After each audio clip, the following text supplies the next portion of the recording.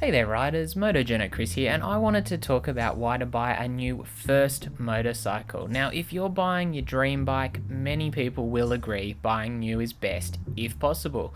But your first bike is another situation entirely.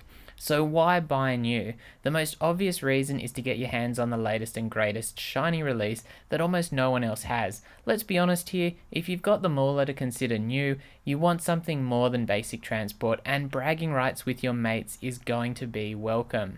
Sure, on a beginner bike, there won't be the same jumps in technology you'd find between a brand new electronics-laden superbike compared to a 10-year-old version. However, motorcycle manufacturers have really optimized their offerings over the years, and the beginner segment is one of the most competitive. Seat heights are minimized, suspension performance optimized for the widest range of riders, center of gravity is tweaked, and much, much more.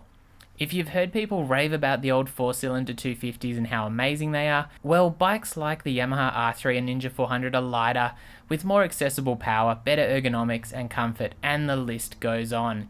Now, reason number 2, to me at least, is that you know exactly what's been done to your motorcycle buying new, and not in taking someone's word that the clapped out Ninja 250 you just bought with 50,000 miles on the clock was only ridden on weekends by someone's grandma. On a brand new motorcycle, you know it hasn't been dropped. You'll know whether you get the servicing done properly or leave it sitting out in the rain every night. Practically everything about the bike comes down to you and the level of care and money you spend on your motorcycle. The less obvious issues also won't be there, like someone butchering a wiring loom or cheaping out on repairs.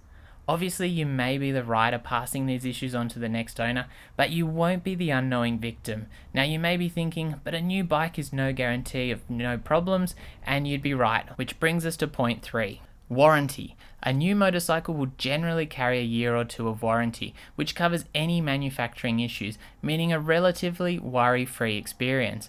Obviously, a warranty is no guarantee nothing will go wrong, but if it does, it should be covered. Now, obviously, most of the beginner bikes aren't hugely highly strung, and the big 4 have a great reputation for reliabilities. But issues will always slip through the cracks, and having a warranty on a new bike means you have the power to get a fix for free. Buying someone's secondhand bike they just offloaded because it's just out of warranty with a major issue is not fun. Also, just remember that as a consumer, you need to enforce your warranty rights. There'll be clowns turning up asking for warranty on worn-out brake pads, and you're generally going through a dealer who needs to not only keep you happy, but also the bike manufacturer who's providing them with all the machines they sell. Now, point 4 is a bit different, and relates back to convincing family that you definitely need to become a motorcyclist. The newest and newer bikes have the best safety features, and while on a beginner bike that's likely to only be ABS, if you're selling the idea to a parent who may be going to bankroll this whole riding situation, this is a good angle for giving them a bit of peace of mind and helping them justify your journey to becoming a two-wheeled hooligan. I mean, responsible rider. Obviously, if money is tight, don't try and blackmail your parents into buying you a new bike on this kind of reasoning. However, it's a good point to bring up, and when traction control becomes a bit more common on beginner bikes, that may make it an even easier sell. Now, point 5 is a twofold situation. If you want to keep the bike long term, or have to due to licensing requirements where you're learning to ride, that can really add to the value of buying a new bike. Believe it or not, there are people who keep their beginner machines for years, because if you're commuting in the city or heavy traffic conditions, a small capacity beginner machine is typically a better option than a 1000cc fire-breathing superbike. And even if this isn't your situation, if you maintain that bike well and take care of it, you should get a decent price selling it on to someone else starting their motorcycle journey and helping you buy your next bike, which is pretty cool when you think about it. Someone's got to buy these bikes new, so someone else can buy them secondhand later. I mean, if you can afford it, why not you?